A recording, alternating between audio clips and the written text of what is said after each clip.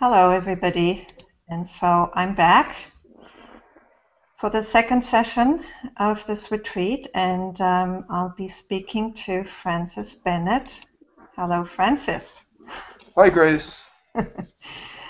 And so, Francis, would you like to start us off? Is there something that you would just like to speak to on the topic of the retreat? Well, Jesus, of course, has been a very important symbol and person for me in life, a kind of teacher, you might say. My perspective about Jesus have changed dramatically, I would say, in the past 4 or 5 years. I was raised in a very traditional sort of Christian environment. I became a Roman Catholic monk. I studied theology in a seminary. I studied pastoral care. I did a 2-year residency in clinical pastoral education, and then worked as a chaplain in hospice and hospital settings. And so I've been involved in kind of professional pastoral ministry for a number of years, and that involved also preaching, teaching, things like that. So I had a pretty traditional theological framework in which I put Jesus for many years. And I would say since 2010, when I had a kind of large perceptual shift or spiritual shift, if you will, I had many for many, many years, but at that point, it was a very kind of a paradigm shift, you could say, a very major shift. And since then, I've come to different conclusions about Jesus and what he really points to, what his teaching is essentially about. So I imagine today we'll get into that a bit. And so I guess that would be my basic sort of understanding about what this day is going to be about, and just reflecting together on the place of Jesus. And, you know, being Western people, as most of us are that are probably listening to this, we come from our own culture, our own, we have our own symbols, we have our own archetypes and things. And I think Jesus, for better or worse, sometimes for better, sometimes for worse, is an archetype, is a deep spiritual symbol that resonates with many people, not necessarily all of them even Christian, but I think it's important for us as Western people to reflect on Jesus and ask ourselves, how does he point to this reality of awakening, of clarity, of spiritual understanding and wisdom? And how does he point to that for us as Western people who resonate on some level probably with him as a kind of symbol or archetype?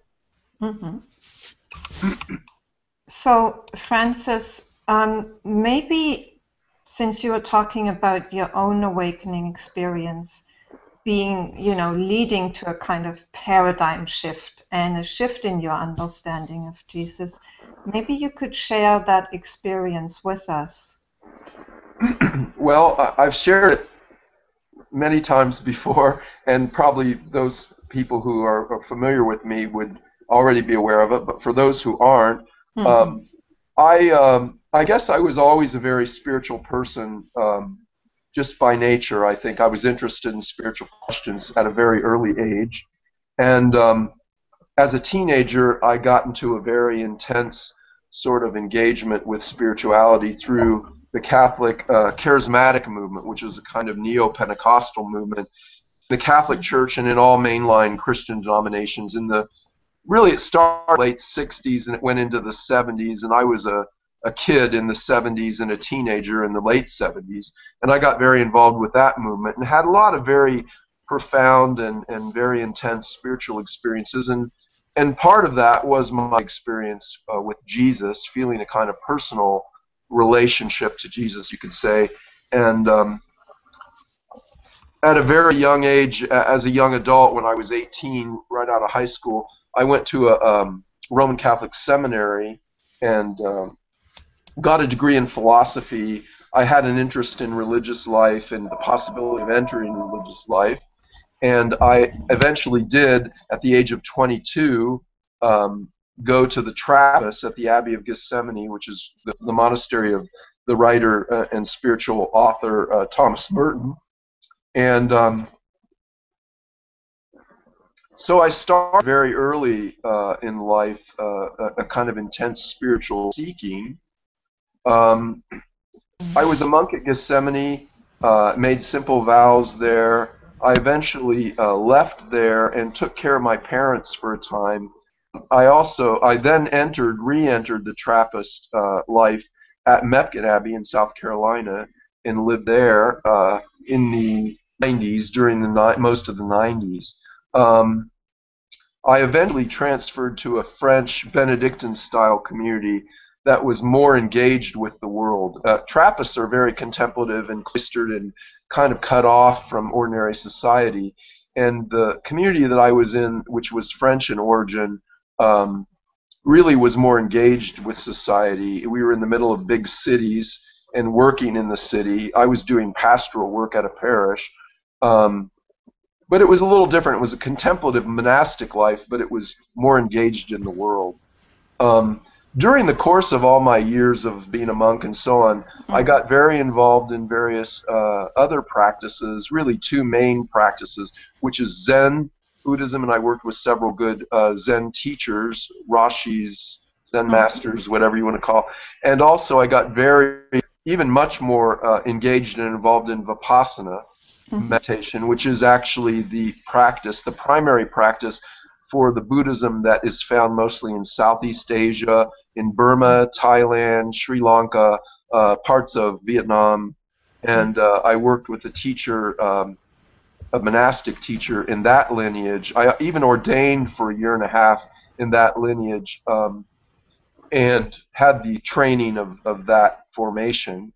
Um, in 2010, when I was in Montreal in this urban monastic community that was more engaged in the world, I did start reading more about Ramana Maharshi, who is a Hindu saint and sage, who I was very taken with and learned a lot from, and didn't write a lot, but I read what had been written down. A lot of it was written down by others, Yes. Yeah. based on talks and things he did. And in 2010, I had a big kind of perceptual shift in church one day during Mass, actually. And I guess if I had to put in a nutshell what the realization was that came, was that I had been seeking my whole life for the presence of God and had had little glimpses of being in the present moment and understanding that that is not separate from the presence of God, that being simply in the present moment is itself the presence of God. And so I had an experience of that presence coming and going, it seemed, for many years, mostly staying after a while, but still there was a kind of ebb and a flow to it. Then in 2010, what I really saw was that the presence that permeates everything that really is at the core of being, it is being itself, or existence, consciousness, you could say, itself, that presence has always been present and always will be, and always is now, eternally present. And I saw that with a lot of clarity, and that the sense of that has really never left me. There's still felt sense of that presence that's with me all the time, really 24/7, I could say. And I guess that would be the most simple way to describe this. Now, there's been an unfolding of that realization, that there's been a kind of integration of that into my everyday life over the past 4 or 5 years that is its own process. You know, the awakening itself was kind of just a beginning, really. Yes. And I think the living out of that, the integration of that, is really the movement that's been happening with me since then. And I imagine will happen with me for the rest of my life in this form. So, you know, like you say, I mean, somehow that shift, you know, it has reverberations, right? I mean, in all kinds of ways. And so maybe you could share with us what these reverberations were in terms of your understanding of the Christian tradition and also Jesus. Well, yeah, and I think it has certain kind of implications for everyday life, you could say, or reverberations. I think what's shifted in me about my understanding and perception of Jesus and what he was about is that what I've come to feel since then is that Jesus actually was a person who had awoken to this reality. And he often talked about it in terms of the Mm-hmm. Father, that I and the Father are one. Um, which is a kind of non-dual insight that the Father, the term the Father, the symbol of the Father, is in a certain sense pointing to the absolute reality, the unchanging one consciousness that is the heart of all that is. This, I think, is what Jesus meant when he said the Father, and that he himself, in his very essence, was one with that reality, that he was that, you could Yes. say. And that certainly is non-dual. And I guess I would say that my sense of Jesus more and more has been that Jesus was a person, a human being, who awoke to this. Um, he points to the possibility of all of us awakening to this, that we all have the potential to Mm. become, in a certain sense, like another Christ. The Christ consciousness, to me, is this consciousness of presence, of Mm-hmm. oneness with all that is, of you know, that it's possible for us to awaken to that as human Yeah. beings. Yeah. I guess in a nutshell, that's what I would say. Mm-hmm. Mm-hmm. Um,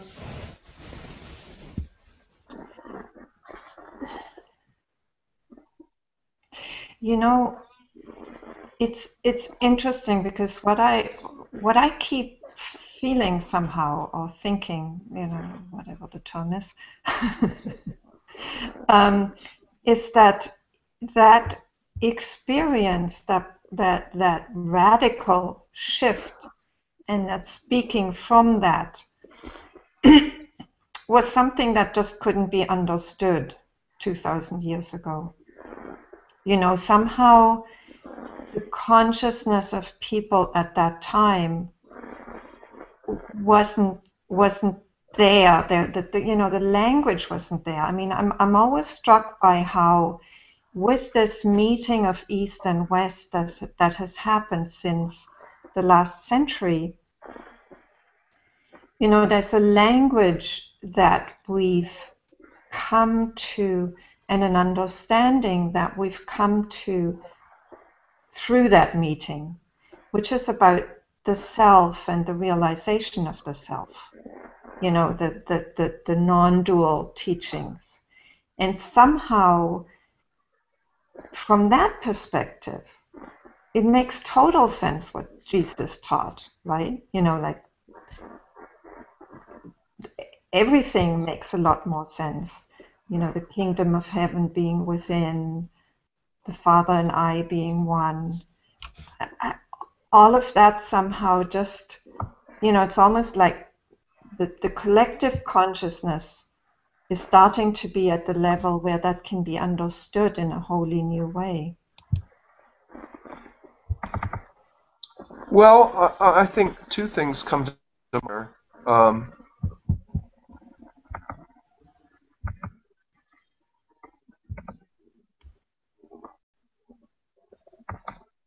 did we get disconnected somehow? No, you're Okay. still there. I thought I couldn't hear anything, and I hear you. okay, good. Yeah. I just had some things have come up here. I have to see what they're saying. Click OK to return to current video call. Okay. Somehow it had me out of it. Right. Um, I don't know that I would necessarily say that people 2,000 years ago weren't able, any more than we today are able, unable to Mm-hmm. comprehend this. You have to remember too that the Buddha actually predated Jesus.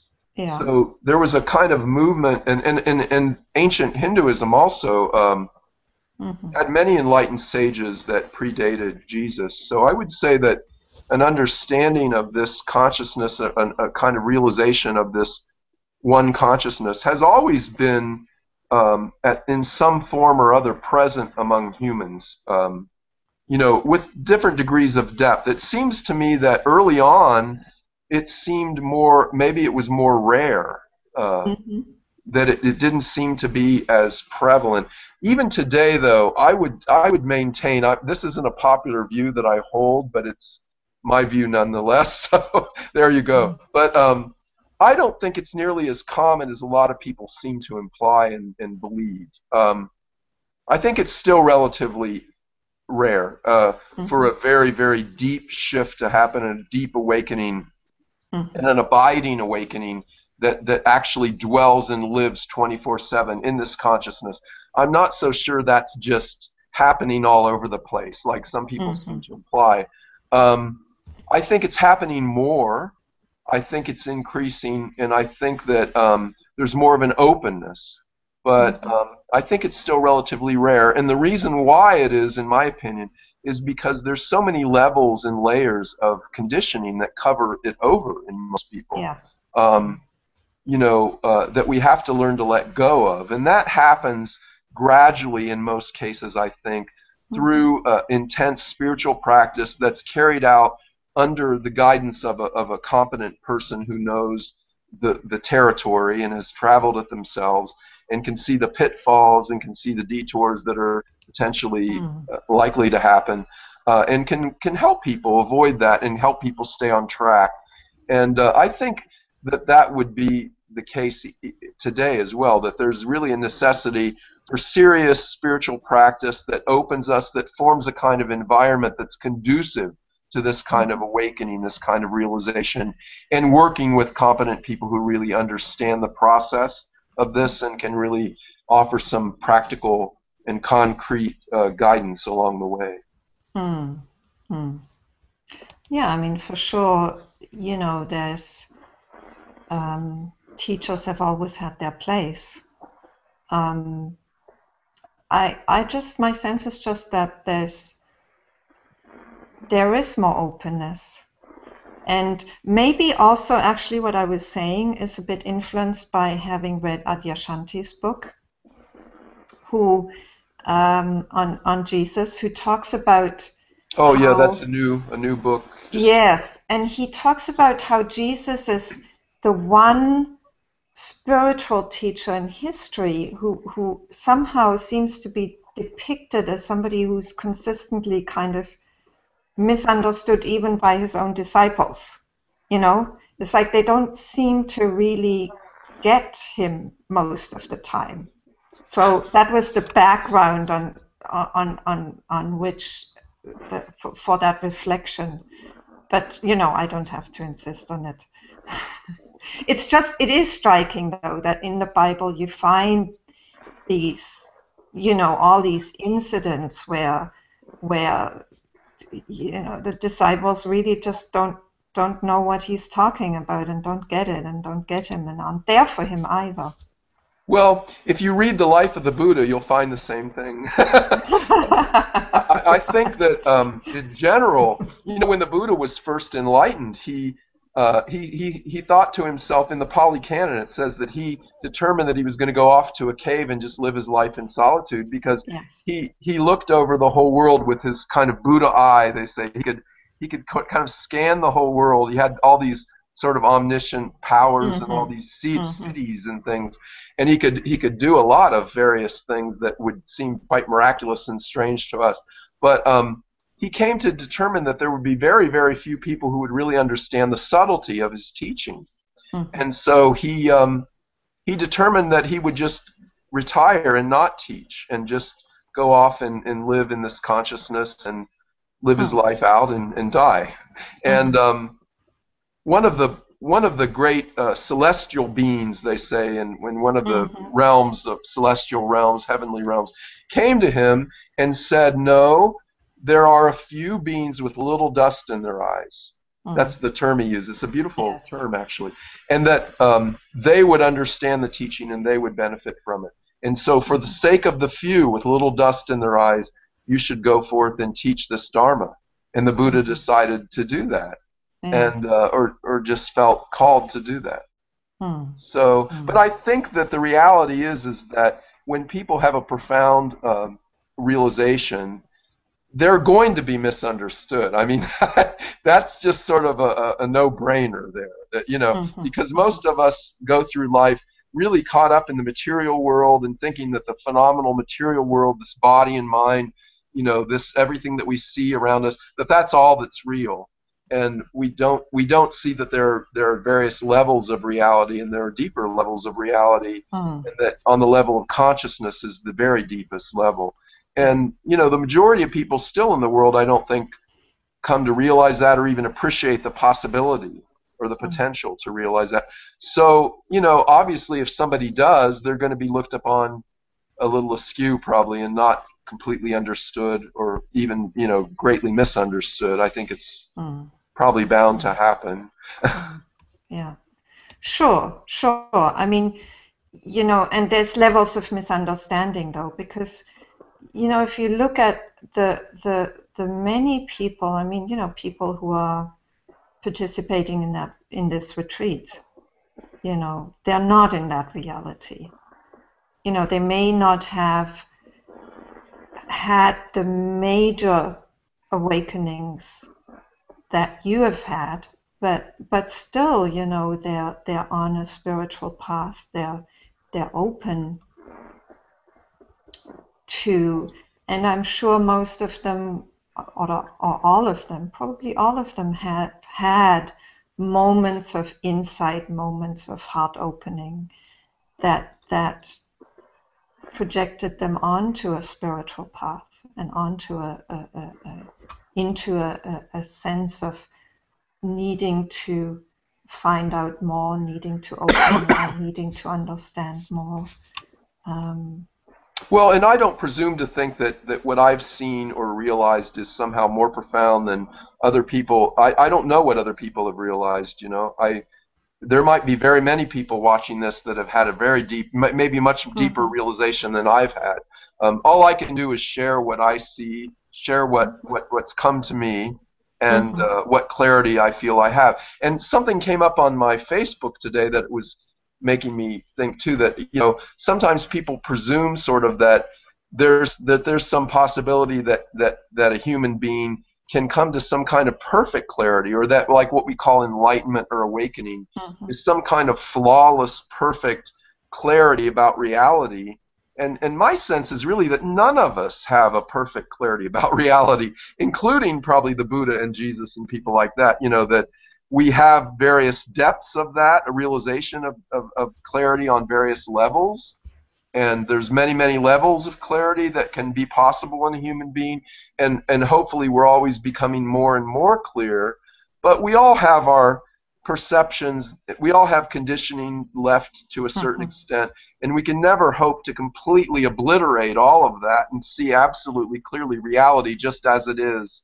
I don't think that's really a very kind of realizable goal for a human being. But the idea that we can awaken more and more and see more and more clearly is, I think, very possible in this lifetime, and can be realized. And the dust can kind of be removed, and so the clarity more and more, and there is more and more clarity. I mean, that's certainly my experience. Yeah.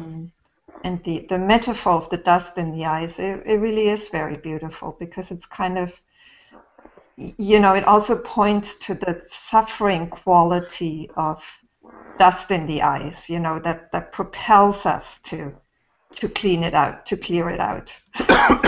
I mean, we actually there was a question in the first session by somebody who was talking about, life, being born, being some kind of death and crucifixion. And it's true, because as we're born into a reality that is suffering.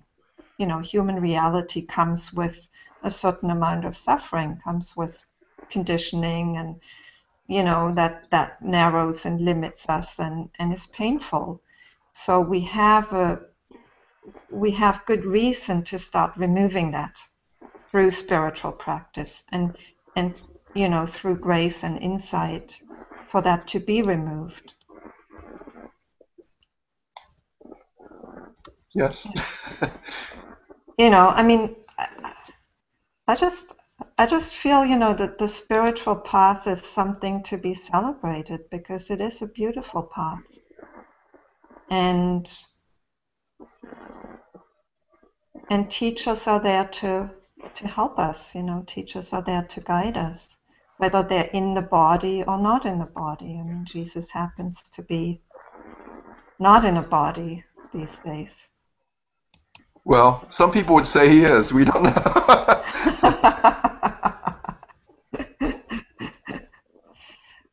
So Francis, what is your relationship with Jesus now? Has that changed from what it was when you were younger and had a very, and obviously a very meaningful relationship with him? Well, yeah, as I said before, it shifted from seeing him as some kind of exclusively divine person to being an ordinary person on one level that was pointing out to us that there's a kind of innate divinity in all of us, that we're all one with the Father in a certain way. We might not realize it, we might not see it, but that ontologically, on the level of being, we really are one with God. Because if God is the very ground of our own being, our existence, consciousness, our very sentience, then that's something that we can never be separated from, is it? My sense is that's the real gospel of Jesus. That's the good news, is that this God that you seek, this sacred reality that you long for and you think of as being far away, is actually at the very core of your being. And so that to me is the message of Jesus. So my relationship to Jesus has shifted. I no longer put him up on a pedestal as being the only one who attains that oneness with the Father, but that he's pointing to the potentiality in all of us to realize in our actual experience oneness with the absolute reality that he called the Father. Now, as far as a symbol, I mean, if you take other religious paths, like Buddhism or in Hinduism, there's various gods, and people have these symbols of this absolute sort of consciousness that they want to awaken to, and then they maybe experience that as being within them, like Krishna or Buddha or whoever being kind of within them. That it's like a kind of symbol of the self, of the supreme self for them. And I would say for me, Jesus is that. Jesus is a symbol of the supreme one consciousness, the self, the Christ consciousness, presence, whatever you want to call it. For me, the symbol of Jesus, the Christ, points to that better than anything else because probably of my background and all that. So I would say my relationship with Jesus, you could say, has moved from one of a kind of duality of seeing Jesus as a being that's outside of me and far superior to me, to being who I really am in my very essence, the Christ. The Christ living in me, the indwelling Christ. And so there was a kind of journey from being in a kind of dualistic relationship with Jesus and putting him up on a kind of pedestal to realizing that the Christ consciousness is actually my own consciousness, that to awaken to that consciousness is to realize the presence of Christ within me, and that this Christ consciousness actually lives a life through me, that my life is no longer, like in St. Paul it says, it is no longer I who live, but Christ lives in me. And the life that I now live, I live in him. So the symbol for me, the archetype for me, the point, is this reality of really feeling that the Christ lives in me and through me. So I would say that would be how my relationship, you could say, to Jesus has evolved and changed and now has that form more. Yeah. That sounds very, that makes a lot of sense, and it sounds very real, because as we wake up from that dream of God being out there, Jesus being out there, where else would they be found but right here? I mean, that's where they need to be found. Right. And you say that very clearly, and it's precious to hear it that way. Because, I talk to my parents. Like my mother has a very significant relationship to God. I mean, she prays, and for her, it's like God is very real, but God is not her. God is out there. And that's the kind of dualism. When I speak to my mother, I'm always struck by that dualism. And when I suggest to her that maybe God is also inside, she says, well, but I need to talk to God. I need to, it's like, in a way, she's not ready to give up the God that's out there. I Because also she needs think, that though, relationship. that there's something very, how would I put this? We can never really know what someone else is experiencing or not experiencing. We just have no way of knowing, All we have is what they say about their experience. And then even that we're going to interpret in our own way through our own filters of Sure. what those words mean to us and what they don't mean to us, and so on and so forth. And so I think that a lot of people in the non-dual scene kind of insist a lot of times on a kind of non-dual language. And you get that a lot from people, especially on Facebook. People will insist that, like, if you even use the word other, or if you use personal pronouns, a lot of people will talk about themselves instead of saying I think, or in my experience, they'll say here. Here there is this or that. Here there is that. It drives me kind of nuts, frankly, because it's like, okay, I understand that on one level, that there's no one here. I get that. I even have, I think, an experience of that.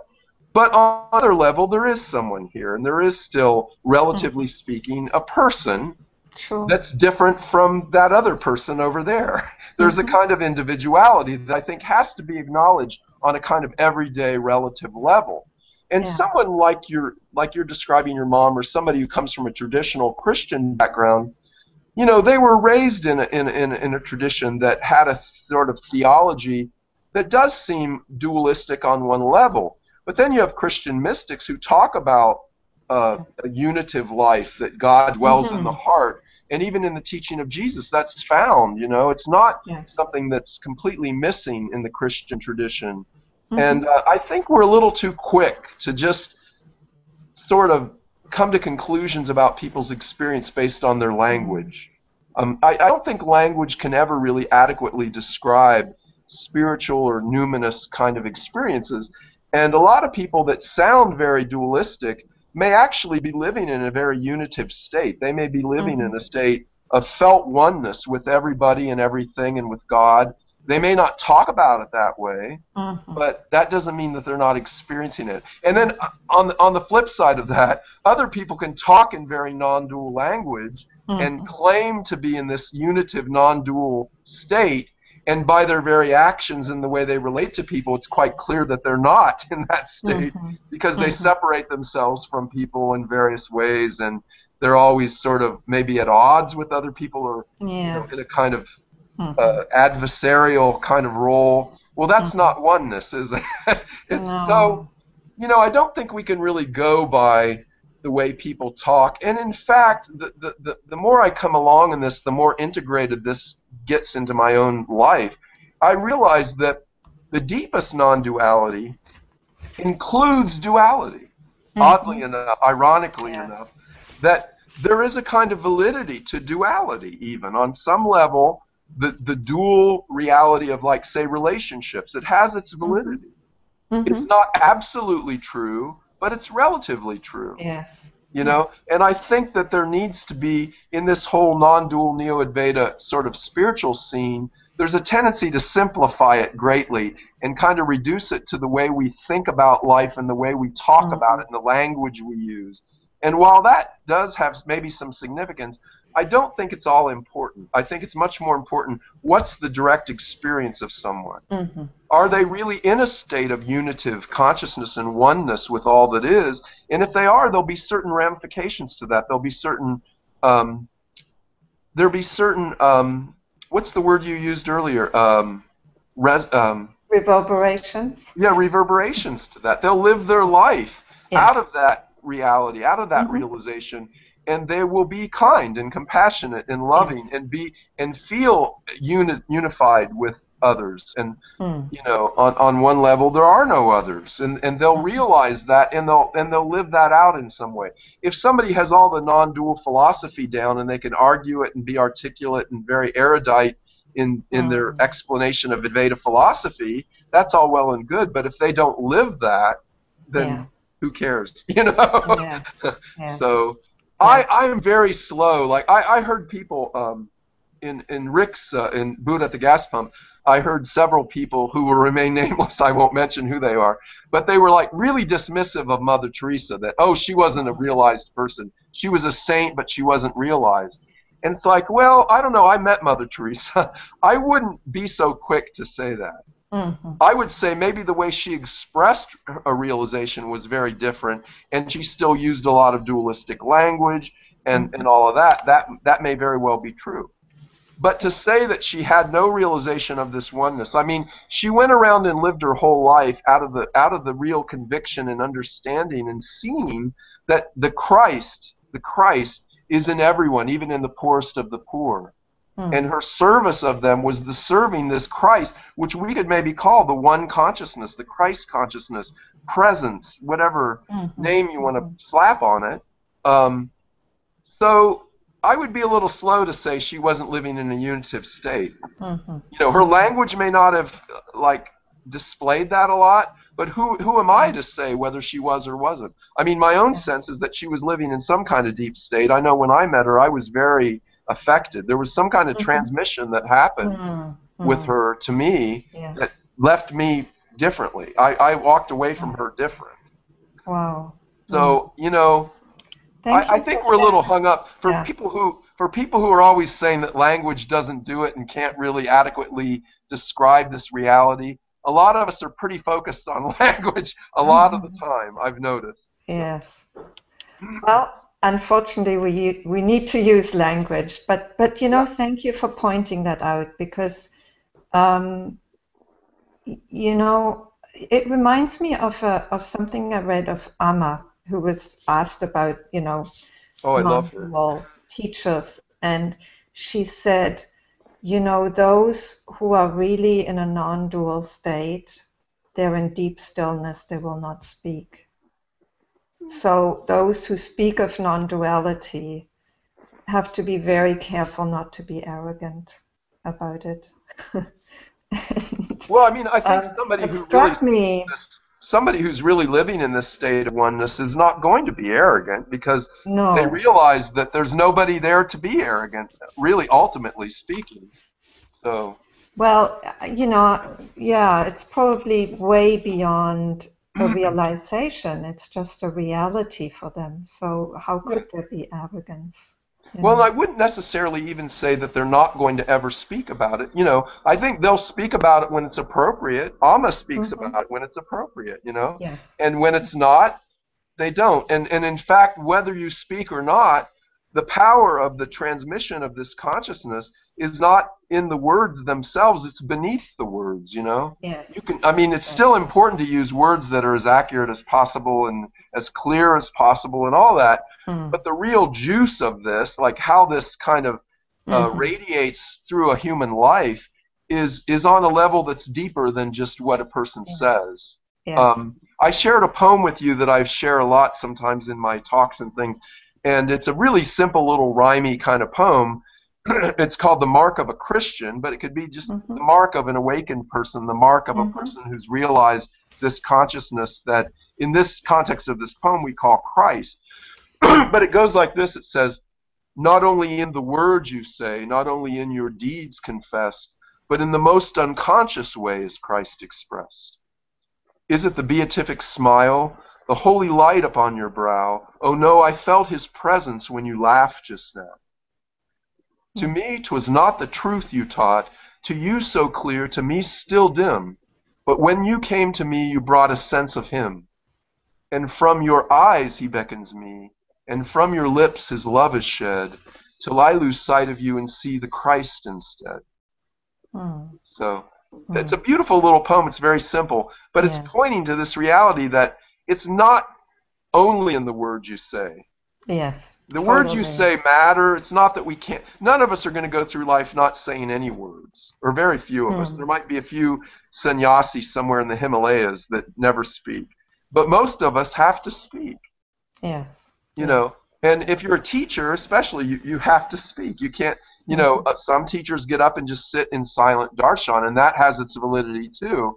But for most students, that's not going to work. They need a little bit of pointing with words, but Yes. it's important. I think you're right to understand that the words aren't the primary thing. Mm. Mm. Yeah. Yeah. And I mean, what you're pointing to, that the what's shining through, whether it's thought of as Christ, or whether it's thought of the self, or whether it's thought of as freedom. Like, Buddhists talk about the taste of freedom.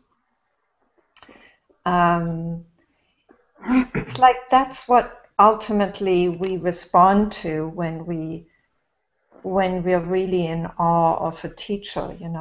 It's like it's that quality that's revealed, that manifests in that person, that we respond to, and that we feel drawn to in a teacher.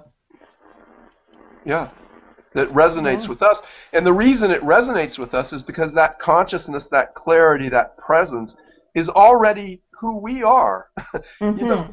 The teacher has nothing to offer you that you don't already have yourself. Yes. That's Yes. why when a lot of these people get really upset about teachers getting money and things like that, they say things like, well, why would you charge money to somebody who you're giving them something that they already possess? How can you charge money for that? It's like, Oh. well, that's Mm-hmm. true, they already possess it, but there may be a lot of stuff covering it over. Mm-hmm. And a Yes. teacher, if they're really a good teacher and seasoned and have traveled this path themselves, they know the process, they know the journey of letting go of Mm-hmm. these things that cover it. Yes. And they can be Yes. of great assistance. And they need to live. I mean, they need to pay bills, Yes. they need to eat, they need to have food, clothing, and shelter. Mm-hmm. They haven't had the possessed the ability to somehow be human photosynthesis organisms, take the Yeah. energy of the sun and just translate it into all these requisites that they need. So, Mm-hmm. it's all a matter of balance. But I Yes. understand when people say that, what they're pointing to, because it is true that there's nothing that a teacher, any kind of teacher, enlightened person, saint, or sage, they don't possess anything that you don't already have yourself, but Yes. they've just uncovered it. They've discovered it. Mm-hmm. And they can Yes. maybe help point the way for other people to uncover it in themselves. Yes. My sense is that certainly if I go back to myself 10, 15 years ago, I had no clue that this was me also. I was looking for it elsewhere. And so, and many people, I mean, when you start on a spiritual search, you look for something outside of yourself. It's natural because we're in that dual, in that separated, individuated state of mind. That is the reality. And then as the spiritual opening happens, the it dawns, it dawns, and teachers will keep telling us that it's not outside, it's here, it's there already. So that realization just deepens more and more. Well, and in fact, I think we come to a point where we realize it's not neither inside nor outside, that there really is no inside and outside, that Yes. it's actually present universally, just present Mm-hmm. in everything that is, including me, Mm-hmm. not excluded from that. But, Yes. Yes. so it's Yeah. yeah, and on one level, there is an individual. On one level, there's a validity to Mm-hmm. being an individual, but it's not the deepest level. We're not Mm-hmm. merely individual. We're not exclusively an individual, but being a person with a personality and a personal kind of sense of reality is included in this, because in this consciousness, everything, absolutely everything, is included and nothing is excluded. Yes. And that includes the individual. you know? Absolutely. Yeah. Yeah. Yeah. That brings me actually, it's maybe a jump, but I don't think really, brings me to the second coming of Christ. You know, when I had these experiences of Jesus as a teacher in my life, about a decade ago, one of the things I also realized is that the second coming of Christ is actually the coming of Christ in all of us. Yes. You know, it's a realization that will happen through each and every being. That's how Christ comes back. How's your understanding of that? Yeah, I totally have the same idea. That's actually an idea that you find in some forms of Christian theology and some Mm-hmm. Christian cosmologies and understandings. It's called a realized eschatology. Okay. Eschatology is the study of the end things, the last things. And the Mm-hmm. coming of Christ is considered something, often in theology, it's been considered that which happens at the end of time, you could say. Mm-hmm. So, and that's also very interesting and points in a very interesting way in this context, is that Yeah. Christ coming again is, in fact, The end of uh, time. the end of time. Yes, I Because mean it's the end of of you know linear, the yeah, the state that lives in time and space only. right.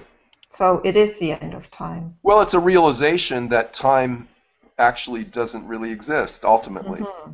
It Mm-hmm. exists, again, it exists on a relative level. It's a kind of necessary and useful fiction that we can make Yes. doctor's appointments, we can plan retirement parties, we can plan our vacations, we can plan weddings, funerals, Mm. whatever, because Yeah. we know that we can talk about, a week from now or 2 hours from now, or I showed up Mm. here to be on this show Yes. because I knew the time I was supposed to show up, so I came. So in that sense, Thankfully. time can be used. Pardon me? Thankfully you showed up on time. Yeah. So, time has its utility as a concept, but on an ultimate level, it doesn't really exist. So when Yes. somebody realizes this Christ consciousness within them, then Christ comes again in that particular person, Mm. uh, and the end of time happens. Yeah. Time ceases. Yes. Totally. And yeah, there was a very interesting religious group that started in the late 1700s and went up into the near the end of the 20th century. There's still a few of them even left in Maine somewhere, but they've died out a lot. And that's the Shakers. Mm-hmm. And I was at one time very interested in the Shakers. They're called the United Society of Believers in Christ's Second Appearing. Oh, okay. And I their didn't know basic that. insight was that Christ comes again in us.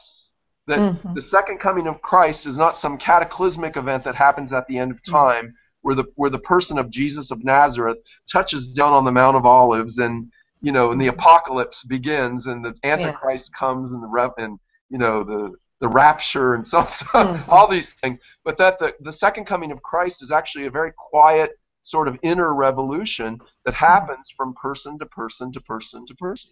Beautiful. And that was the name of their organization, was the Right. United Society of Believers in Christ's Second Appearing. Mm. That was their official name. The world called them Shakers because they shook in their religious meetings because they were Mm-hmm. kind of Pentecostal in their style. But I always found them interesting, and that was their essential insight. Mm. Exactly what you're describing about the second coming of Christ happening in us. Mm-hmm.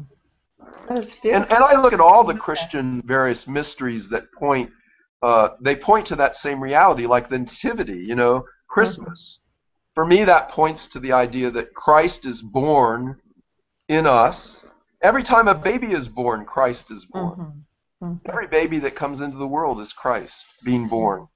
Mm. And potentially shining the light of Christ into the world in a very unique and wonderful way that only that particular baby will ever be able to do, that particular person. Mm. Mm-hmm. Uh, I've often compared it to the reality of stained glass in a church. Stained glass is translucent colored glass that's in various shapes and forms and it depicts certain images or scenes from Scripture or the lives of saints or things like that. And the light of the sun shines through each stained glass window in a particular way that's very unique. There's no two stained glass windows that are probably exactly alike anywhere, unless they're made to be exactly alike. And so the light of the sun radiates through that particular form in a very beautiful and unique way. And each human being is like that. Each human being is a potential incarnation of the Christ. Yes. You know, the Christ light, the light of God, the light of consciousness, the light of presence, can shine through them in a way that's never been seen before and will never be seen again. How lovely is that, you know? I know, and you do see it in babies. But just now you said two things actually, Francis. You said, you know, each baby is an incarnation of Christ. And then you said it's a potential incarnation. I mean, surely you'd have to say is an incarnation of Christ. It is, but it's not always. And whether the light shines through depends on how much dust there is in their eyes. Exactly. If you got a stained glass window and it's covered in mud, the light's not going to shine through very well. Yeah. But the incarnation is there the same. Yeah, the light's still there. It's potentially able to shine through that glass, but the glass has to be cleaned first, you know? Yes. Yes. Yeah. Yes. You know, a lot of this, the more my own journey goes on and my own deepening, the more humble I get, because I realize, you know, it's not about the big realization. It's just about clearing out the dust. You know, just being willing to keep clearing out, and you know, do as much as I can in a, you know, not by trying very hard, but by just being willing to clear out when there's a need for that. And then from time to time, you know, there's realizations, there's deepenings at the level of realizing things, but there's also an actual, very practical willingness to just keep going and keep seeing where the dust is and taking it out. Yeah, I've used the image sometime of, like, say you have a water in a glass. You have this little glass with muddy water in it. Mm-hmm. And if you take a pitcher of water, clear, clean water, and pour it into the muddy glass of water, it will gradually dispel the muddy water, and before you know it, the glass will be containing clear water, clear, clean water. So that's the way it sort of gradually works for many people. There's a kind of gradual influx of clarity that cleans out the stuff that covers over the clarity.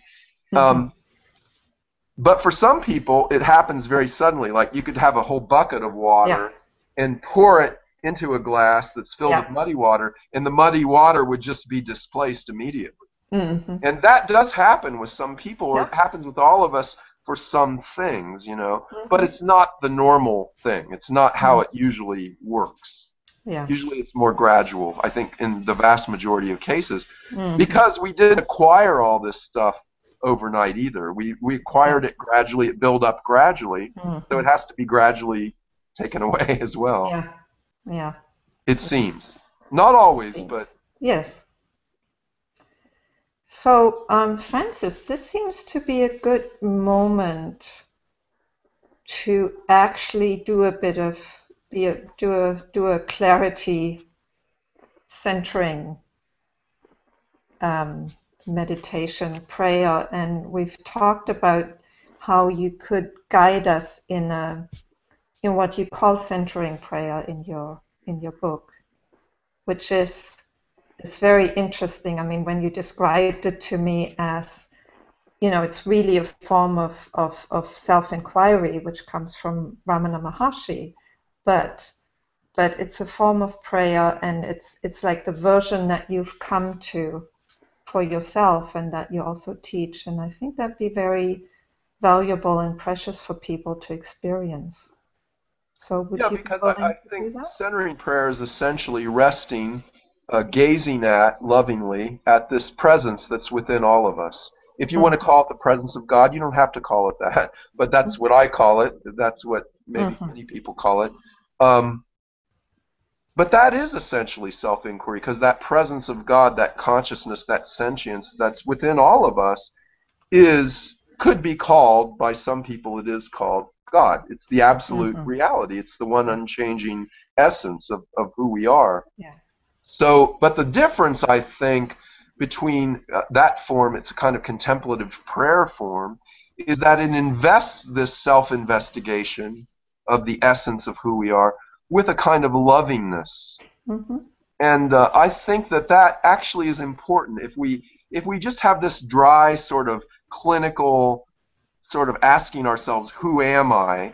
Mm-hmm. Which goes back trying to point to consciousness, and can for some people, but I think there's a danger of just getting in our heads a lot and Mm-hmm. really not getting a kind of visceral, direct experience of resting in that presence, which is Yes. essentially love.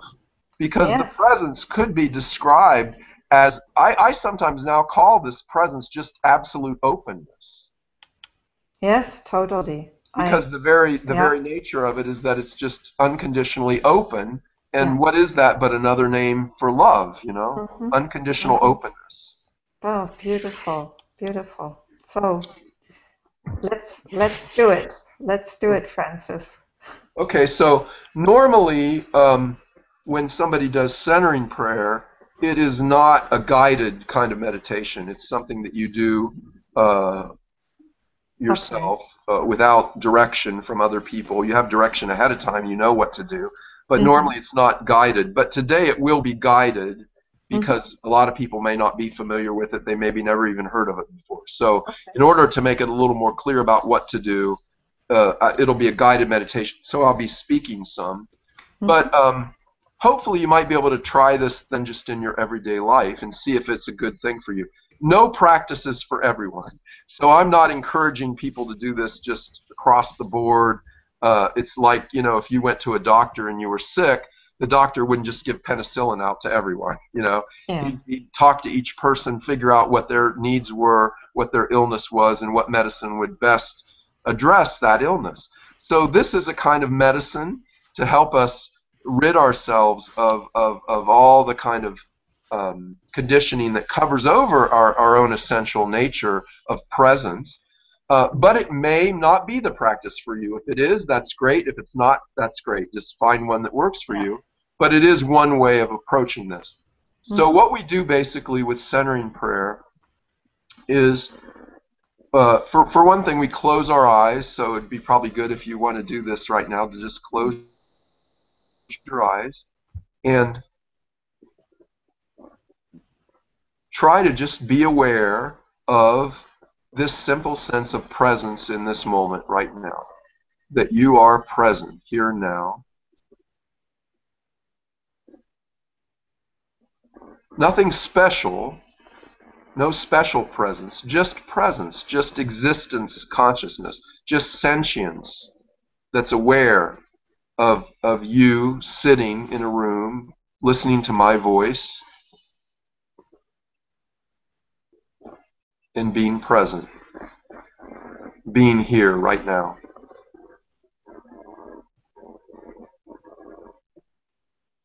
So at first, let's just try to rest in this presence intentionally.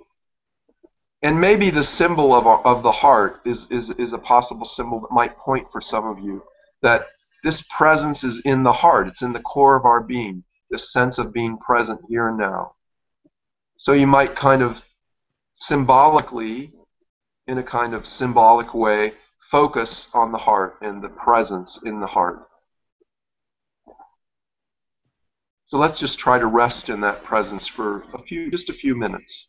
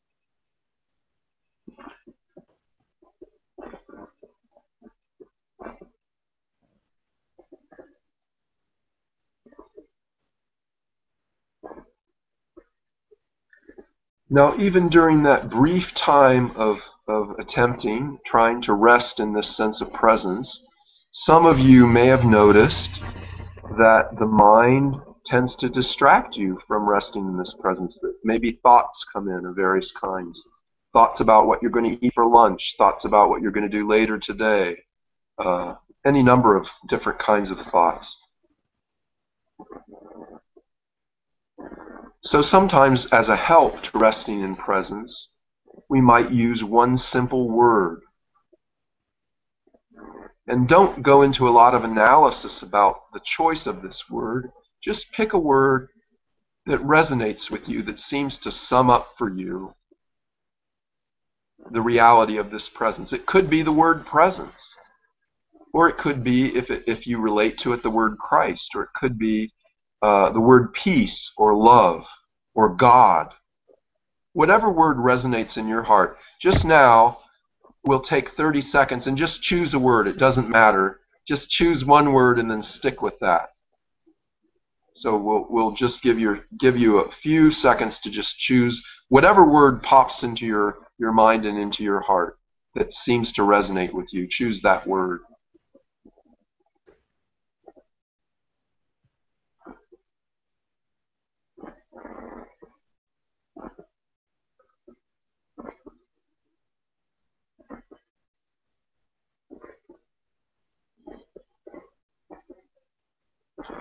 So now, with that word, instead of just trying to rest in presence in a very, very direct way like that, rest in presence as much as you can, and when a distraction arises like a thought, a concern, a feeling, a sensation, anything that takes you away from resting in that presence, use your one word.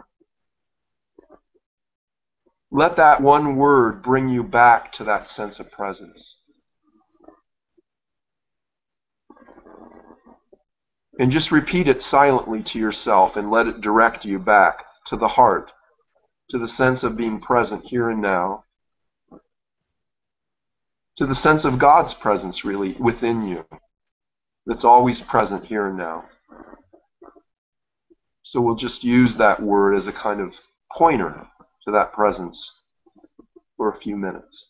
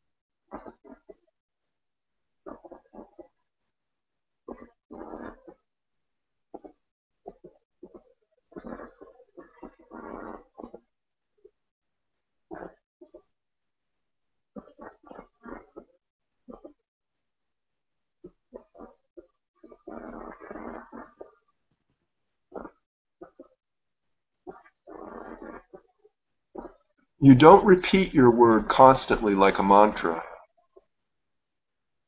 You just repeat the word silently to yourself when you find your mind wandering, and it just directs you back to that resting in that presence.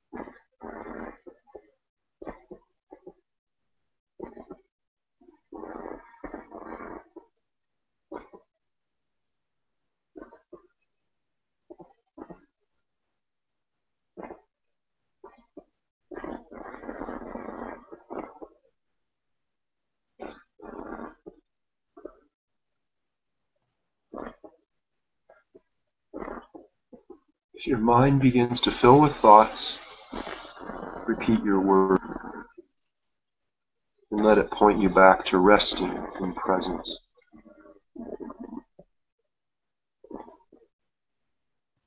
Here and now.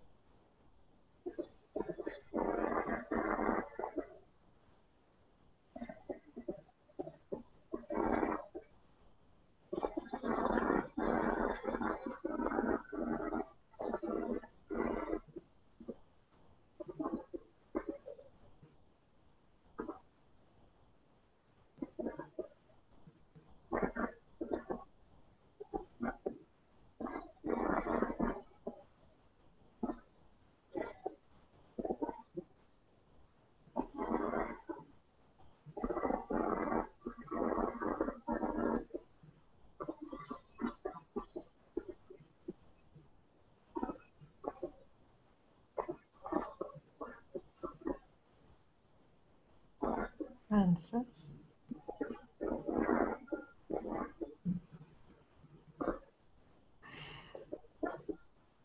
Yeah, so that's a very brief experience of centering prayer, but it's a very, very simple practice, actually. And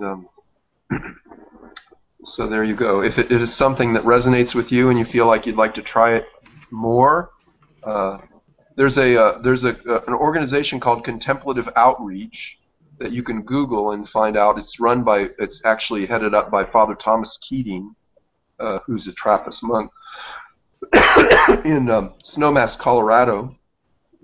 He was one of the people that actually came up with this as a kind of technique. It's really based on a 14th century book by an anonymous Christian mystic called The Cloud of Unknowing. And if you would like to read more about how to do this prayer and how to kind of integrate it into your life, I would highly recommend that book, The Cloud of Unknowing. As I say, it was written by a 14th century English mystic. We don't know who. There's different conjectures about who wrote it, but that's one source. And then Contemplative Outreach would be another source to get in contact with. And they have retreats very regularly all around the country and even the world. And might be helpful for some of you who feel a resonance with that practice. Mm-hmm. Yeah, actually there's a group in Montreal that does that practice also. Well, I know there was a group in Montreal that did Christian meditation, which was developed by John Main.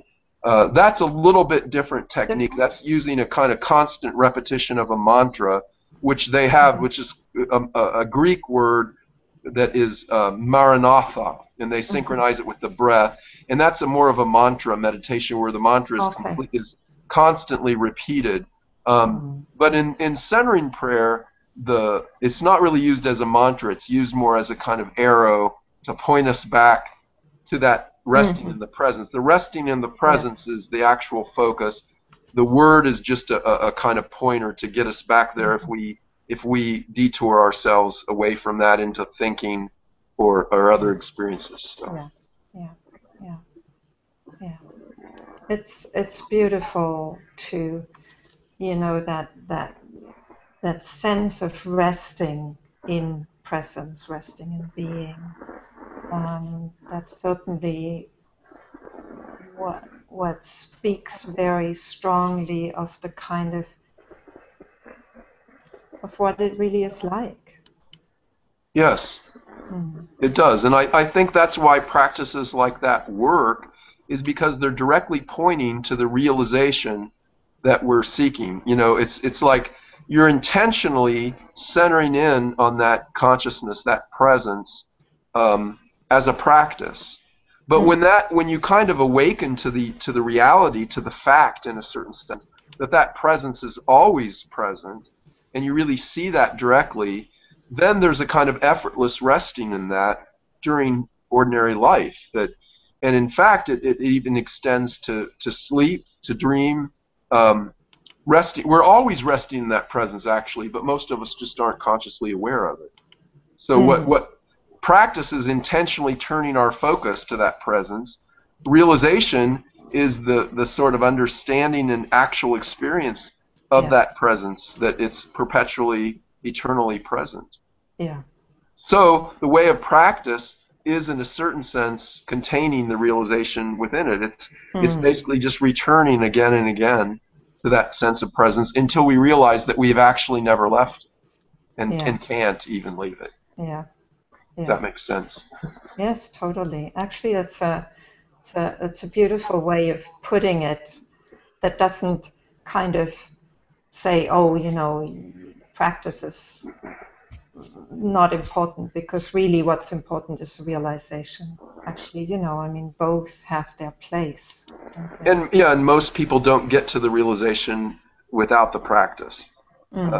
That's just the way it is in most cases. There are some rare cases where people haven't done any kind of spiritual practice, and one day they just wake up to this presence, and they're just from then on abiding in this state of presence. But that's relatively rare. I don't think that's the norm.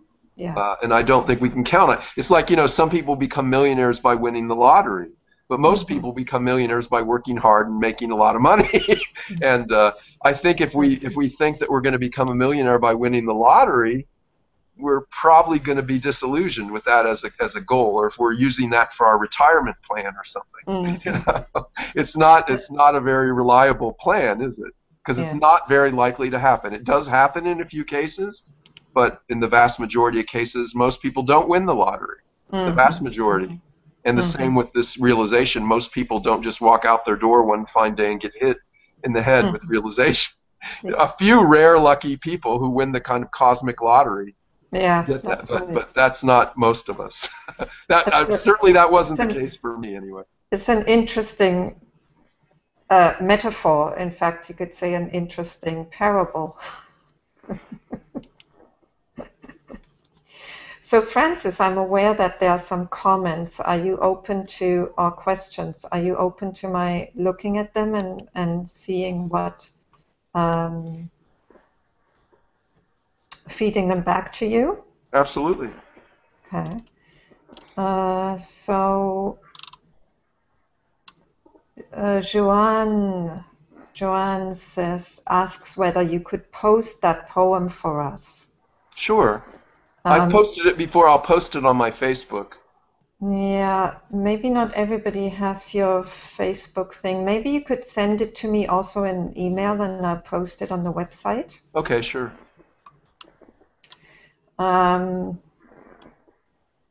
So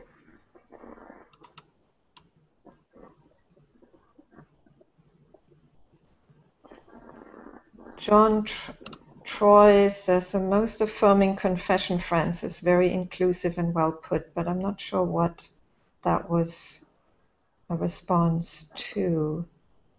Maybe just the whole thing. John's a good friend on Facebook, who I'm going to meet soon when I go to North Carolina. We'll meet in person. Yes, that's wonderful. So there's Ludovic, who's been commenting a lot. I can't read out all of what you're saying. So let's see. Thinking I am but a human is in a way is a damnation, as no one is good but God, yet it's still God deciding on this as each one of us. He left that judgment to us in that sense. And he says, in times past you would be burned at the stake for being this bold. Thank you for sharing this. In times past, when people were burned at the stake, I probably wouldn't have talked about this in this way.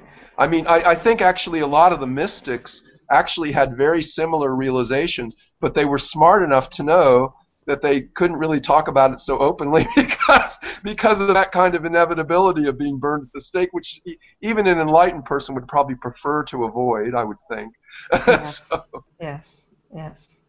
And maybe that's why for the longest time the possibility of that realization was so limited, because the social context wasn't there. In fact, the social context was so hostile that the mystics had to be confined to like monasteries and had to keep stum about their experiences, or somehow self-censor in what they wrote. I mean, John of the Cross is a good example of what happened if he did speak out. How so? As a mystic. Well, in the sense that he was thrown into his, cell and and that was actually a different issue. That was because he was trying to reform a religious order that didn't want to be reformed. I don't know, that really didn't have much to do with his mystical theology or anything. Oh, okay. Yeah. All right. But there were some that were, and there were some that were burned, and that's certainly a point. Yeah, that's for sure. Yes. Yeah. So let me see what else is there.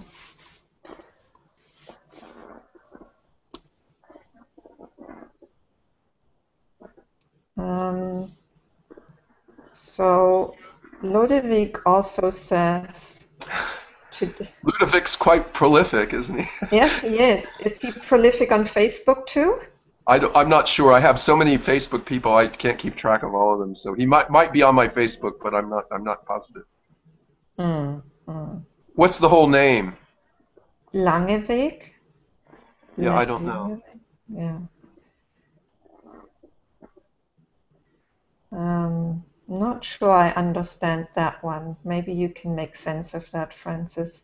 Today is the day of judgment, God judging as we now. Herein is our love made perfect, that we may have boldness in the day of judgment, because as he is, so are we in this world. That's a scripture. Yes. That's a quote. I can't recall where, somewhere in the New Testament. One of the letters of Paul, I believe. Do you want to comment on that? Not particularly. Oh. Okay. I don't know quite what the context is or what he's trying to say by quoting that, but I think he was saying, he was embracing that quote as saying, as God speaking in all of us, saying that. That's my sense of it.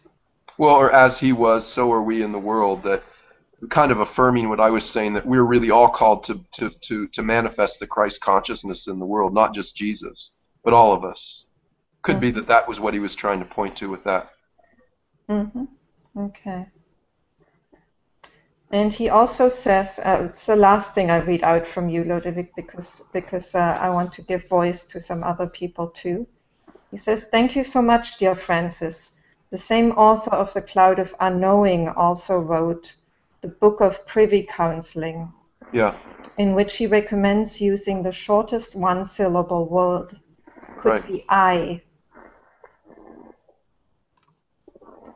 Often the Book of Privy Council and the Cloud of Unknowing are both in one volume.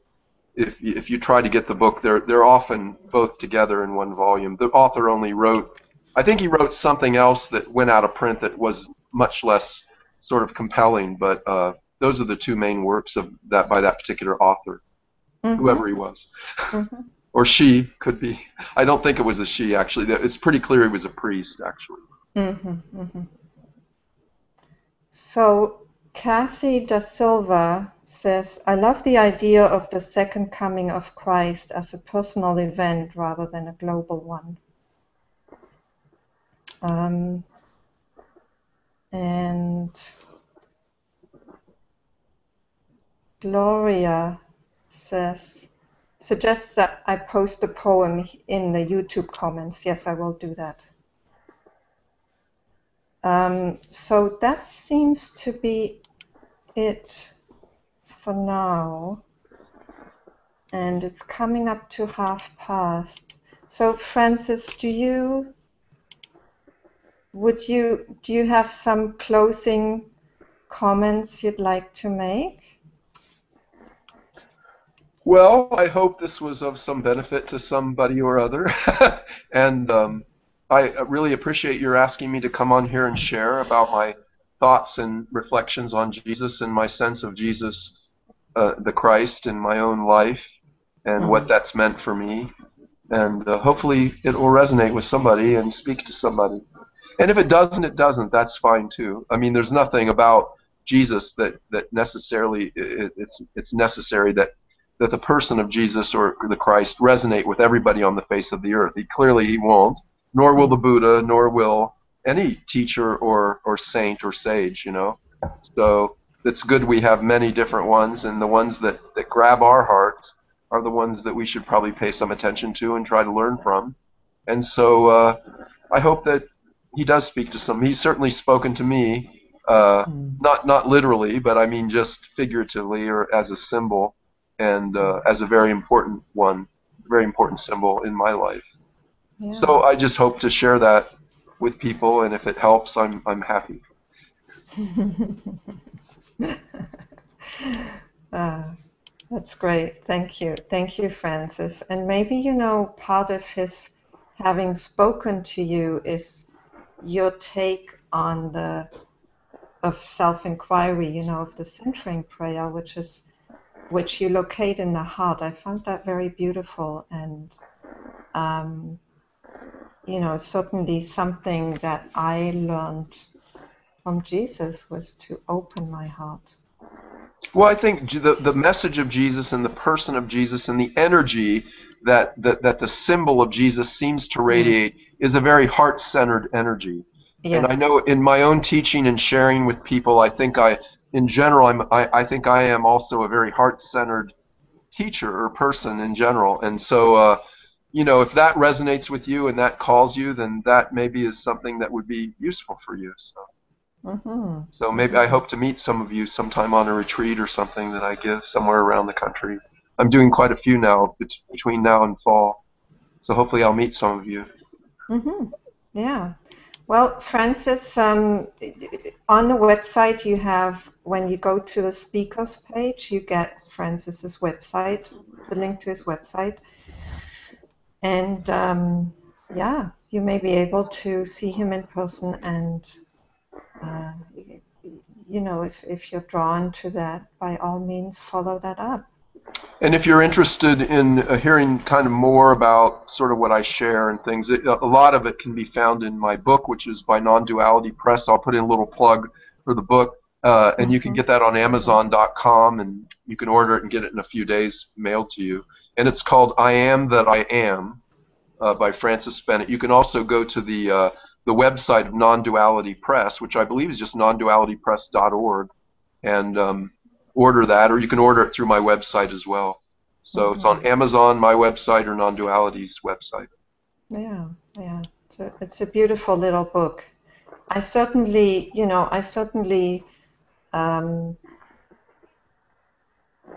got a much better sense of, what it is that, what your message is, what your teaching is, Francis, from that book.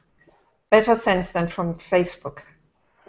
Which is Facebook, I'm pretty prolific on Facebook, so I'm always writing stuff on Facebook, and I think if you consistently read it, you could get a pretty good idea of what I'm about as well.